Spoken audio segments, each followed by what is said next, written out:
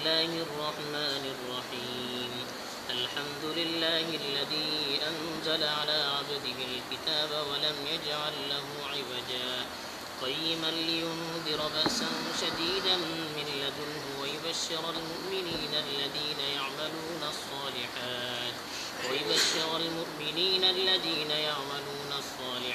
أن لهم أجرا حسنا ماكثين فيه أبدا وينذر الذين قالوا اتخذ الله ولدا ما لهم به من علم ولا لآبائهم كبرت كلمة تخرج من أفواههم إن يقولون إلا كذبا فلعلك باخع نفسك على آثارهم إن لم يؤمنوا بهذا الحديث أسفا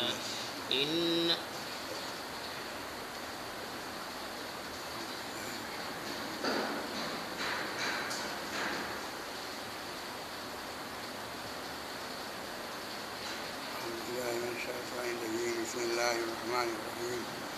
الحمد لله الذي أنزل على عبده الكتاب ولم يجعل له عوجا قيما لينذر بأسا شديدا من لدنه ويبشر المؤمنين الذين يعملون الصالحات أن لهم أجرا حسنا ماكثين فيه أبدا وينذر الذين قالوا اتخذ الله ولدا ما لهم به من علم ولا لآبائهم كبرت كلمة تخرج من أفواههم إن يقولون إلا كذبا. یہ سورہ کہف ہے. کہف کہتے ہیں پہاڑ میں کوئی جگہ بنانا, کوئی کمرہ بنانا, کوئی استعمال کی جگہ اس میں تلاش کر کے بنانا, تو وہ کہف کہلاتا ہے. اور جو خود بخود بنا ہوا ہو پہاڑ میں, کوئی کٹاؤ ہے, کوئی جگہ بن گئی ہے, اس میں آدمی بیٹھ سکتا ہے, سایہ لے سکتا ہے, اس کو غار کہتے ہیں. سور پہاڑ بھی غار تھا اور نور پر بھی غار ہرا تھا. یہ غار ہے, یہ خود فطری طور پہ بنے ہوئے ہیں. جو پہاڑ اونچا نیچا ہوتا ہے اس میں کھو ہوتی ہے, ڈھا ہوتا ہے, تو اسی طرح غار میں ایسی جگہ بن جائے گی جس میں آدمی جا کر سایہ لے سکتا ہو, بارش سے بچ سکتا ہو, دھوپ سے بچ سکتا ہو. اگر وہ ٹیڑھا بیڑھا ہوگا, سیدھا نہیں ہوگا, وہ غار کہلائے گا. اور کہف وہ ہے جو باقاعدہ بنایا جائے, کمرے کی طرح. تو یہ کہف ہے جس کا واقعہ بیان کیا گیا ہے. اور اللہ تعالیٰ نے قرآن میں متعدد واقعات جو معمول کے خلاف ہیں, جو انسان کے بس میں نہیں ہے, اور انسان جس کو سمجھ سکتا ہے کہ ہمارے بس میں نہیں ہے, جو انسان کے بس میں نہیں ہے تو کس کے بس میں ہوگا, تو خدا ہی کے بس میں ہوگا. تو اللہ تعالیٰ اس طرح چیزیں نازل فرماتا ہے اور اس کا عمل بھی اللہ تعالیٰ کرواتا ہے. اور یہ اس لیے تاکہ انسانوں کو یہ بات معلوم ہو جائے کہ ہر چیز اللہ کے اختیار میں ہے, اللہ کے ہاتھ میں ہے. اللہ تعالیٰ جس طرح چاہتا ہے اس طرح کرتا ہے. ایک تو بات یہ ہے کہ اللہ تعالیٰ نے زمین آسمان اور ساری مخلوقات کو پیدا کرنے سے پہلے ہی پورا پروگرام اللہ تعالیٰ نے طے فرما دیا کہ یہ سب ہوگا. مخلوقات کون پیدا ہوں گی, کس طرح کی ہوں گی, کیا ان کی خصوصیات ہوں گی, پھر زمین کیسے ہوگی, آسمان کیسا ہوگا, اور اس میں کیا کیا خصوصیات ہوں گی, سب اللہ نے پہلے سے طے کر دیا. جیسے پلاننگ ہوتی ہے, اور اللہ کی پلاننگ کیا ہے, اللہ کی پلاننگ وہ تو قادر مطلق ہے, اس کا ارادہ کر لینا کافی ہے. اور آتا ہے کہ اللہ تعالیٰ جب ارادہ کرتا ہے کہ یہ کر تو کن فیکون سے کام چل سکتا ہے. اس نے چاہا کہ ایسا ہو جائے ویسا ہو جائے گا. اس کا ارادہ کر لینا جو ہے وہ چیز کے عمل میں آ جانے کے لیے کافی ہے. تو اللہ تعالیٰ نے یہ ارادہ کر لیا کہ یہ عالم اس طرح ہوگا اور یہ مخلوقات ہوں گی, اس طرح سارا کام ہوگا. تو چھوٹی چھوٹی چیز بھی, بڑی سے بڑی چیز, ہر چیز اللہ کے علم سے ہوتی ہے۔ علم کا مطلب یہ ہے کہ اللہ تعالیٰ نے جو اس کا اصول بنا دیا ہے، جو اس کا طریقہ اللہ نے طے کر دیا ہے، اسی کے مطابق ہوگی، اور اس کا طے کر دینا اور بنا دینا کن فیکون سے ہوتا ہے۔ دو چیزیں چلتی ہیں، ایک تو یہ کہ اللہ تعالیٰ کسی چیز کو کہے ہو جائے، وہ ہو جائے گی فوراً، اور دوسرا طریقہ ہوتا ہے جس کو خلق کے لفظ سے تعبیر کیا گیا ہے کہ وہ ترتیب کے ساتھ اور ذرائع کے ساتھ ہوتا ہے۔ ہمیں دنیا میں ذرائع کو استعمال کرنے کے اور ذرائع سے کام لینے کا حکم دیا گیا ہے، اور ہمارے لیے نظام جو بنایا گیا ہے وہ ذرائع کا نظام ہے۔ اسی لیے دیکھیے کہ حتیٰ کہ انبیاء علیہ السلام کو جنگوں میں جانا پڑا اور محنت کر کے فتح حاصل کرنی پڑی، اور اگر کوتاہی کی تو اس میں شکست بھی ہوئی، حالانکہ اللہ تعالیٰ چاہتا تو صرف اس کے ارادے ہی سے فتح حاصل ہو جاتی، وہ دلوں میں ایسا روب پیدا کر دیتا کفار کے کہ کفار خود ہی ہتھیار ڈال دیتے، لڑتے بھی، یا مسلمانوں کو ایسی طاقت دے دیتا، جنہوں جیسی طاقت ہے اس سے زیادہ، کہ بس ان کا سامنے آ جانا فتح کا ذریعہ بن جاتا، لیکن یہ نہیں کیا اللہ نے۔ وہ نظام جو تدبیر کا نظام ہے اسی نظام سے کیا، اور حکم دیا کہ تم اسی نظام سے کرو، اور اس میں کوتاہی کرو گے تدبیر میں تو وہ نقصان ہوگا، یہ دوسروں کو نقصان ہوتا ہے۔ اس لیے کہ اللہ نے دنیا بنائی ہے، انسانوں کو پیدا کیا اور جنوں کو مکلف بنایا، اللہ تعالیٰ ان کا عمل دیکھنا چاہتا ہے۔ اگر اللہ تعالیٰ اپنے غیب سے سب کچھ کر دے تو کسی کے عمل کا پتہ ہی نہ چلے کہ کس کا عمل کیسا ہے۔ جب ہر چیز ہوتی چلی جائے، ہر بات اچھی ہوتی چلی جائے تو کرنے والے کے متعلق نہیں فیصلہ ہو سکتا ہے کرنے والے نے کیا کیا۔ اللہ تعالیٰ یہ دیکھنا چاہتا ہے کہ تمہارا ایمان اور تمہارا یقین اتنا ہے یا نہیں ہے کہ تم اب قربانی دے کر اللہ کی مرضی کو نافذ کرو۔ اللہ تعالیٰ جو چاہتا ہے، اللہ کا جو حکم ہے، اس کو تم اپنی محنت سے اور قربانی کے ساتھ معلوم ہوگا تم اللہ کی مرضی کو اپنی مرضی پر ترجیح دیتے، اور تم اللہ کو راضی کرنے کے لیے قربانی دینے کے لیے تیار ہو، تم نے قربانی پیش کی تاکہ اللہ تعالیٰ اس کا بدلہ دے۔ اور اگر یہ پتہ نہ چلے کون اچھا ہے کون برا ہے، یہ ثابت نہ ہو سکے تو بدلہ کیا دیا جائے گا؟ تو بدلے کا کوئی مسئلہ نہیں۔ جب سب کچھ اللہ تعالیٰ کر دے گا تو پھر انسانوں کو بدلہ حاصل کرنے کا حق ہی کیا رہ جاتا ہے؟ تو خلق اور امر دو چلتے ہیں۔ اللہ نے جو نظام بنا دیا اپنے ہاتھ رکھا ہے، امر کا نظام ہے، اور خلق اللہ تعالیٰ تدبیروں سے کرتا ہے، اور انہوں نے اسی کا مکلف کیا ہے کہ ہم تدبیریں اختیار کریں اور تدبیروں میں ہم کوتاہی کریں گے تو نقصان ہوگا۔ اس میں کافر اور مومن کا فرق نہیں رکھا اللہ نے۔ کافر پہ کبھی امتحان ہے اور مومن کا بھی امتحان ہے۔ مومن اپنے ایمان کے ذریعے اپنی خواہش پر غالب آئے گا اور اللہ کی رضا کو نافذ کرے گا، چاہے قربانی دینی پڑے اس میں، اور کافر جو ہے وہ اپنی خواہش پہ چلے گا اور تدبیر سے فائدہ اپنی خواہش کے مطابق حاصل کرے گا۔ تو اللہ تعالیٰ اسی دونوں کا فرق دیکھنا چاہتا ہے۔ تو اللہ تعالیٰ نے سارا نظام اسی بات کو طے کرنے کے لیے کیا ہے، کون جو ہے وہ قابل جزا ہے اور کون قابل سزا ہے، اور اس کا زمانہ آخرت میں رکھا ہے، اور دنیا میں انسانوں کو جو عمریں دی ہیں اور جن حالات میں رکھا ہے، انہی حالات میں انہی عمروں کے اندر انسان کو یہ دکھانا ہے کہ ہم اللہ کی مرضی کو اپنی مرضی پر غالب رکھتے ہیں، اور جہاں بھی ہمیں معلوم ہوتا ہے کہ اللہ کی مرضی یہ ہے تو ہم اس کو نافذ کریں گے، چاہے ہمیں دشواری ہو، چاہے ہمیں قربانی دینی پڑ جائے۔ اس لیے انسان مکلف ہے، اس کو تکلیف کہتے ہیں، اللہ تعالیٰ نے مکلف کیا ہے۔ اور لیکن اللہ تعالیٰ کے یہاں رحم بہت ہے، وہ چاہتا یہی ہے کہ سارے انسان جنت میں جانے کے لائق بن جائیں، لیکن ثابت کر کے بنیں۔ تو اللہ تعالیٰ چاہتا ہے کہ انسان ثابت کریں کہ وہ اللہ کی مرضی میں چلیں گے اور جنت کے مستحق ہوں گے۔ اس کے لیے اس نے کتابیں نازل کی، انبیاء بھیجے، کتابوں کے ذریعے سے سمجھایا، انبیاء کے ذریعے سے سمجھایا، سمجھانا، متوجہ کرنا کہ اللہ نے تمہیں عقل دی ہے، اگر تمہیں بھول ہو رہی ہے یا تمہارا ذہن نہیں جا رہا ہے حقیقت کی طرف، نبی تم کو بتا دے گا، متوجہ کر دے گا۔ جیسے مثلاً آپ کو کوئی کام کرنا ہے تو آپ بھول گئے کرنا، تو آپ کا ساتھی آپ کو یاد دلا لے، بھائی تم بھول گئے، تم نے تو یہ طے کیا تھا کہ ایسا کریں گے۔ تو اس طرح انبیاء اور اللہ کی اتاری ہوئی کتابیں انسانوں کو متوجہ کرنے کے لیے ہیں کہ دیکھو،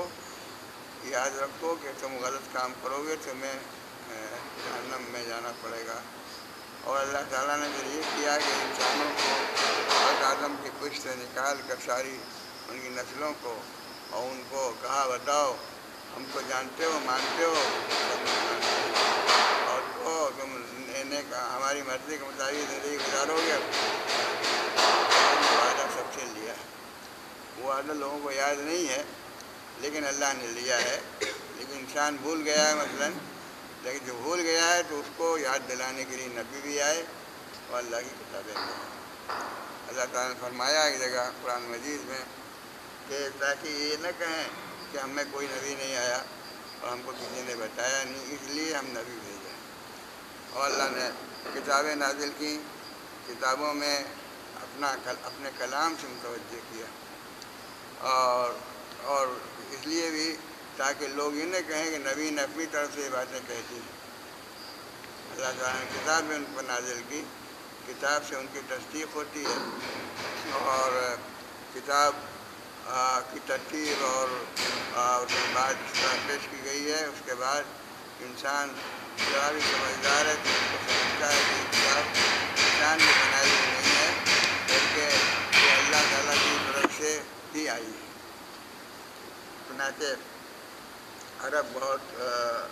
زبان کے معاملے میں بہت ترقی یافتہ تھے، فصاحت بلاغت خوب سے واقف تھے اور لطف لیتے تھے اور اثر لیتے تھے کلام کا۔ تو اللہ تعالیٰ نے ان میں ایسی کتاب نازل کی جو زبان کے اعتبار سے، بلاغت کے اعتبار سے اتنی بلند ہے کہ انسان خود کہتا تھا، اس زمانے کے انسان کہتے تھے بھائی یہ ہمارا کلام نہیں ہو سکتا، انسان کا کلام نہیں ہو سکتا۔ اسی طرح جو معجزات اللہ تعالیٰ اتارتا تھا وہ بھی ایسے ہوتے تھے کہ اس میں قوم معجزہ آتا تھا تو اس کی مہارت والی چیز میں معجزہ آتا تھا، اس سے اس کی مہارت، تاکہ وہ یہ کہہ سکیں کہ نہیں یہ ہو ہی نہیں سکتا، کوئی انسان نہیں کر سکتا، ہم جانتے ہیں۔ تو عربوں میں ایک تو بلاغت کا بہت رواج تھا، شعر و شاعری، کلام کے حسن جو ہے اور لطف ہے اس کا بڑا لحاظ تھا۔ دوسرے کہانت تھی، کاہن جو تھے خاص قسم کے جملے بولتے تھے غیب کی باتیں بتانے کے لیے۔ قرآن مجید نے ان سب کے آگے کا اسلوب اختیار کیا کہ وہ لوگ حیران تھے کہ یہ کلام جو ہے اس کو ہم کہانت کہیں یا سحر کہیں، کیا اس کا نام رکھیں، یہ تو ان سب سے اونچا معلوم ہوتا ہے، اور ان سب سے اونچا معلوم ہوتا ہے تو ہمارے بس کا نہیں ہے۔ تو یہ اللہ نے آخری کتاب اپنی قرآن مجید کو بنایا، آخری نبی کو بنایا، اس لیے کہ ان پر شریعت کو مکمل کر دیا۔ مختلف قوموں میں نبی آئے، شریعتیں آئیں، ان کے حالات کے لحاظ سے آئیں، لیکن یہ نیا دور جو آنے والا تھا علم کا دور تھا، تو اللہ تعالیٰ نے اس دور کے مطابق ایسی مکمل شریعت اتاری کہ انسان کتنی ترقی کر جائے لیکن اس کے لیے مسئلہ نہ ہو بات کو سمجھنے کا، بلکہ جو احکام آئے ہیں انہی احکام سے وہ مسائل حل کر سکتا ہے۔ اس لیے قرآن مجید کو بھی اللہ نے مکمل کتاب کی حیثیت سے، اللہ کے رسول محمد صلی اللہ علیہ وسلم کو مکمل نبی کی حیثیت سے بنایا۔ اور یہ دور اصل میں وہ شروع ہو رہا تھا جو علم کا دور تھا، تمدن کا دور تھا، انسان انتہائی ترقی علمی راستے سے کرنے جا رہا تھا، تو اللہ تعالیٰ نے علم کو اہمیت دی، اسی لیے پہلی آیت جو نازل فرمائی اس میں علم کا تذکرہ تھا۔ اب یہ سورہ کہف ہے۔ سورہ کہف یہ ہے کہ یہ واقعہ ان کے ہاں موجود تھا توریت وغیرہ میں، لیکن خاص انداز سے تھا۔ ان لوگوں نے حضور صلی اللہ علیہ وسلم کا امتحان لینے کے لیے کہا مشرکین سے، کہو کہ بتاؤ یہ کہف واقعہ کیا ہے، ان سے پوچھو۔ اور اس لیے کہا کہ وہ سمجھتے تھے کہ یہ توریت پڑھے ہوئے نہیں ہیں، یہ جانتے نہیں ہیں، اس واقعے کو بالکل ناواقف ہیں، یہ نہیں بتا سکیں گے اور پھر کل ہی کھل جائے گی۔ اللہ نے نازل فرمایا، واقعے کو پوری تفصیل سے بیان کیا، سورہ کہف کے واقعے، اور اس میں یہ واقعہ مادیت اور روحانیت دونوں کے ذریعے دونوں کو واضح کرنے والا واقعہ ہے کہ اللہ تعالیٰ نے دکھایا اس میں، جیسے کہ دین کے لیے قربانی دینے والی کی جماعت بتائی، واقعہ بتایا کہ دین کے لیے کس طرح قربانی دی، کہ وطن کو، اپنے گھر بار کو چھوڑ کر ایک غار میں جا کر چھپ گئے، گویا کہ اپنے کو بالکل دنیا سے منقطع کر لیا تاکہ ایمان باقی رہے۔ پھر اس میں اللہ تعالیٰ نے کئی واقعات بیان کیے۔ ایک واقعات یہ بیان کیا کہ دنیا جو نظام چل رہا ہے، تدبیری نظام جو اللہ نے بنا دیا ہے، جیسے کہ ڈھال پر پانی بہے گا، یہ ایک نظام ہے، ایسا نہیں ہے ڈھال کے اوپر پانی بہنے لگے، لیکن اللہ تعالیٰ نے یہ واقعات کو جیسے بیان فرمائے کہ اس کے باوجود اللہ تعالیٰ تبدیلی کر دیتا ہے وقتی طور پر، اور تبدیلی یوں ہی نہیں کرتا بلکہ اس کی بھی وجہ ہوتی ہے، اور اس کی دینی وجہ ہوتی ہے، اور یہاں جو دنیا میں ہو رہا ہے یہ دنیاوی وجہ سے ہوتا ہے، اللہ نے جو دنیاوی وجہ بنائی ہیں ان کے لحاظ سب کچھ ہو رہا ہے، لیکن کبھی دینی وجہ جب آتی ہے سامنے، اللہ تعالیٰ اس دینی وجہ کے اس نظام میں تبدیلی کر دیتا ہے۔ جیسے وہ حضرت خضر کا واقعہ بیان کیا، اور ان کا ذوالقرنین کا واقعہ بیان کیا۔ اس طرح ایک واقعہ یہ بیان کیا کہ باغ والے تھے، وہ بخل کر رہے تھے، غریبوں کو مدد نہیں کرنا چاہتے تھے، تو اللہ تعالیٰ نے ان کو سزا دی، اور اللہ تعالیٰ فرماتا ہے کہ یہ چھوٹے چھوٹے عذاب ہوتے ہیں، عذاب کے معنی سزا کے ہوتے ہیں، تکلیف اور سزا کے، تو اللہ تعالیٰ اس دنیا میں بعض وقت تکلیفیں دیتا ہے تاکہ تنبہ ہو جائے، آدمی ہوشیار ہو جائے اور صحیح راستہ اختیار کرے۔ غلط راستہ اختیار کرنے والے کو اللہ تعالیٰ ٹوکتا ہے، جیسے کسی کو ٹوکا جائے، یوں ہاتھ سے پوچھا جائے کہ دیکھو کیا کر رہے ہو، اس طرح اللہ تعالیٰ بعض امراض کے ذریعے سے، بعض حوادث کے ذریعے سے ٹوکتا ہے انسانوں کو کہ دیکھو تم بہک رہے ہو، ہوشیار ہو جاؤ۔ تو اس کے واقعہ بھی اللہ تعالیٰ نے بیان فرمایا، اور یہ جو واقعہ ہے اصحاب کہف کا، یہ مشرکوں کے دور کا ہے، مشرکوں کا دور تھا، شرک کا رواج تھا، یہ لوگ ایمان لے آئے تھے حضرت عیسیٰ علیہ السلام کی شریعت پر، تو لیکن ان کو بڑی اذیت پہنچائی جا رہی تھی، بھاگ کر انہوں نے پناہ لی غار میں، اور وہاں اللہ تعالیٰ نے یہ دکھایا اور اس کو بیان ہی فرمایا اپنی کتابوں میں کہ دیکھو اللہ تعالیٰ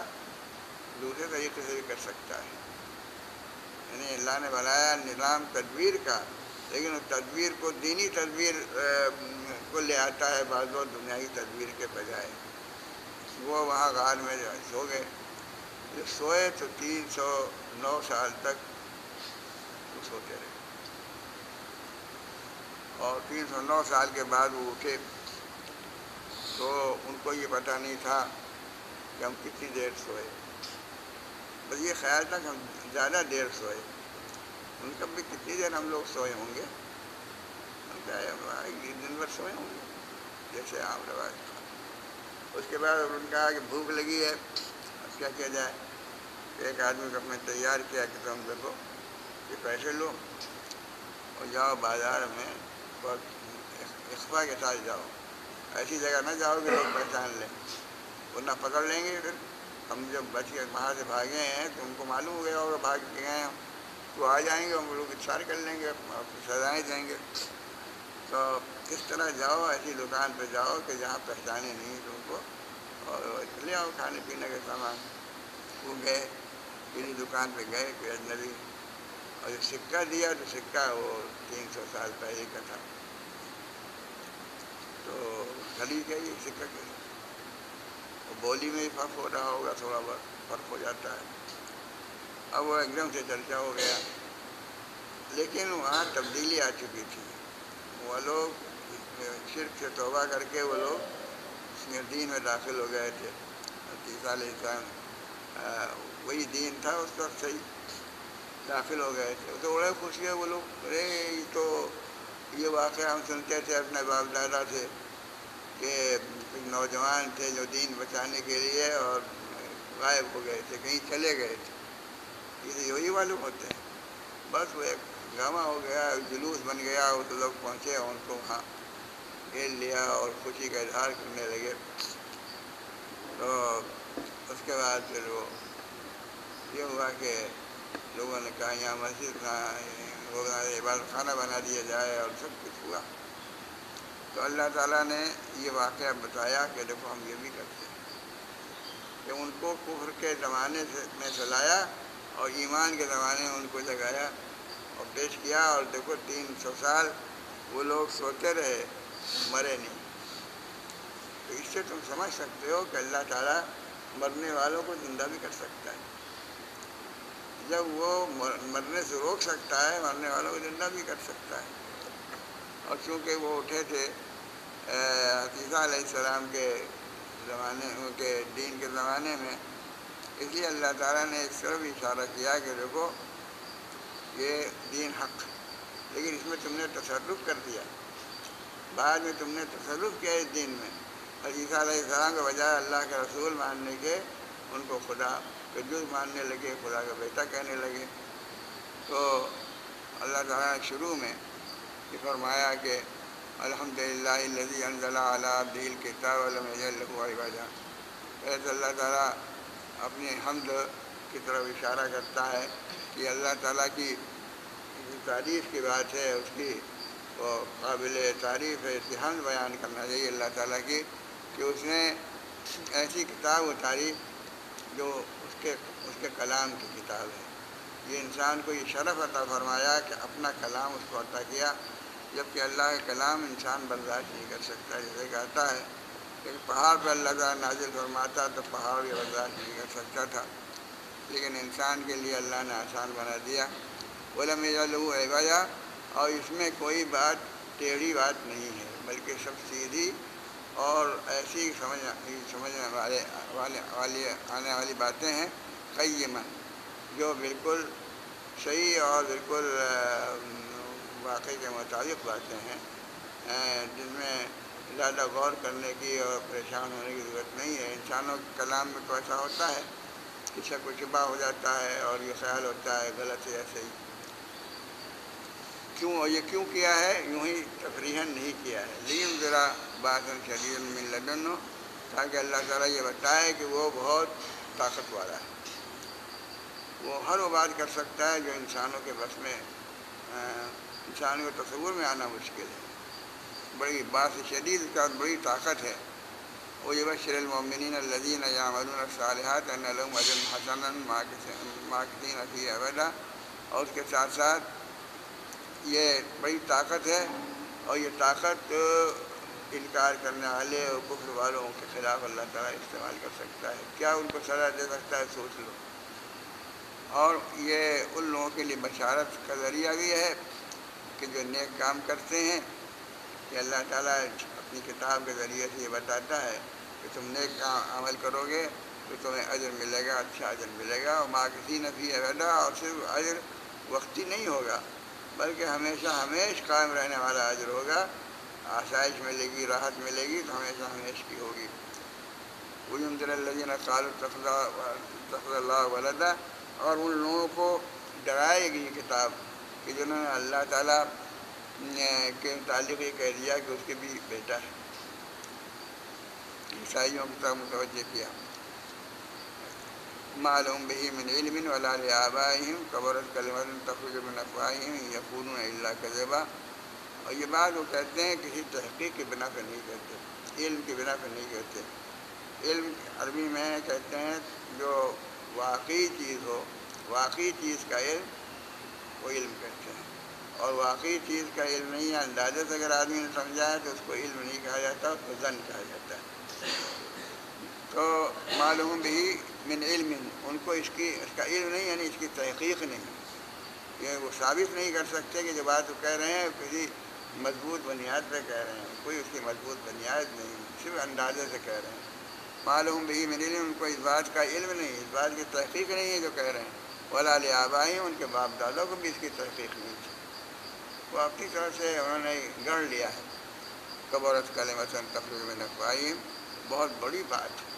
بات یہ معمولی نہیں ہے، بہت بڑی بات ہے۔ اللہ کا بیٹا بتا رہے ہیں، یعنی اتنی بڑی گستاخی کر رہے ہیں، اور اندازے سے ایسی بات کہہ رہے ہیں کہ جو بہت ہی یعنی نامناسب ہے۔ کبرت کلمۃ تخرج من افواہہم ان یقولون الا کذبا،